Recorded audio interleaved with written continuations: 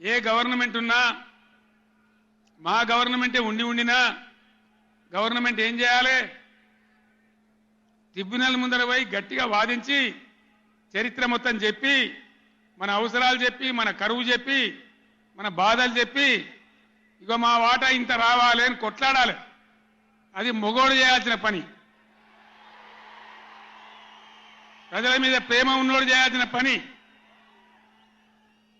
మీకేం కోపం వచ్చిందో, ఏం భ్రమల పడ్డారో, పాలిచ్చే బర్రెను ఆయన అమ్మేసి దున్నపోతుంది తెచ్చుకున్నారు. ఇక తర్వాత ఏం నడుతుందో 3వ నెల మీరు కళ్ళారా చూస్తున్నారు. చిన్న చిన్న విషయాలు పర్వాలేదు, కానీ మన జీవితాలనే దెబ్బగొట్టేటువంటి కృష్ణా జలాలు